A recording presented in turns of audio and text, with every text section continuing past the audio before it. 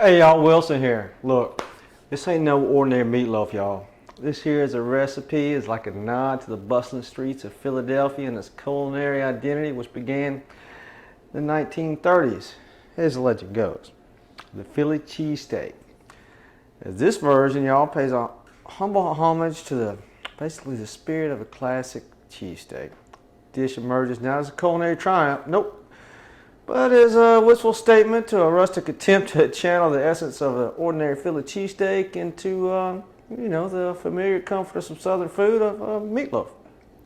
I want to acknowledge that some of the flavors, much like the passage of time, resist amalgamation despite the heartfelt efforts of those who really strive and yearn for their reunion.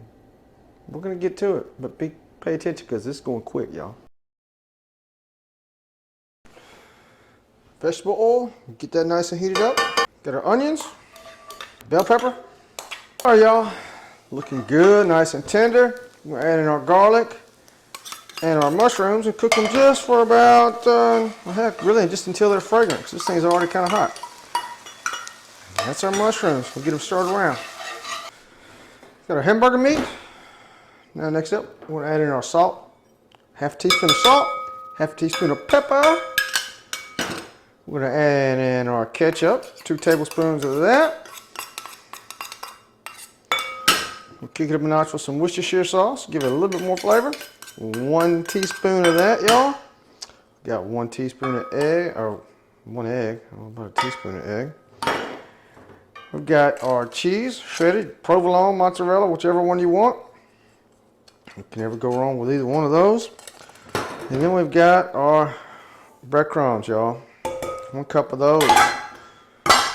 Last thing we're gonna do is we're gonna add in this delicious onion mixture we've been working on in this skillet. It's time to put all this here together, y'all. Look, we're gonna take about half this loaf. We're gonna make a base out of this thing. We're gonna get it spread across here. Right in this here pan.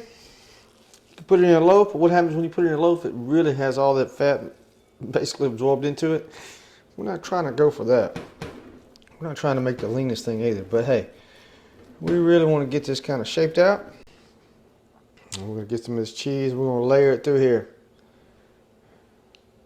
Just like that, y'all.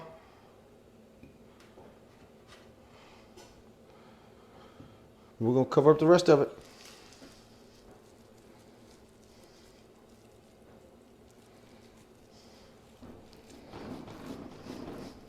That's what we're looking for, y'all. 350. 50 minutes to an hour, depending upon how your oven is. So we'll see you in a little bit.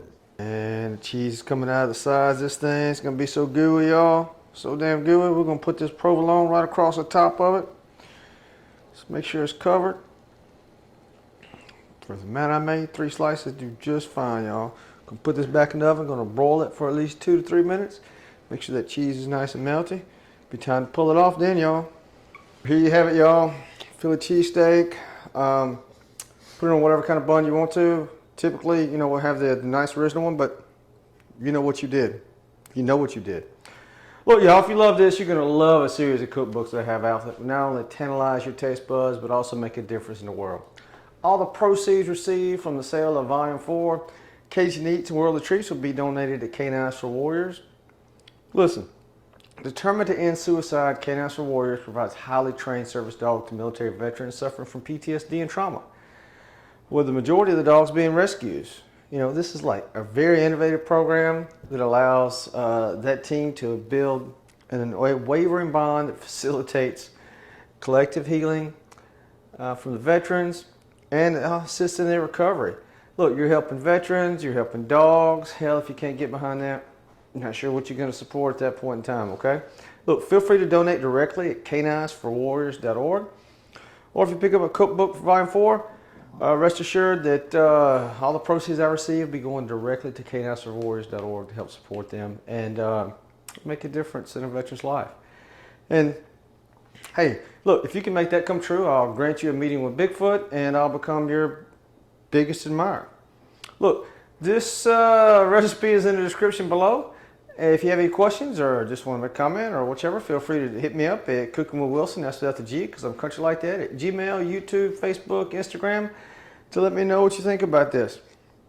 I know what I think about it. It's damn delicious and damn fine. Keep this last thing in mind, y'all. Look, the strongest are not those who show strength in front of us, but those who win battles we know absolutely nothing about. Until next time.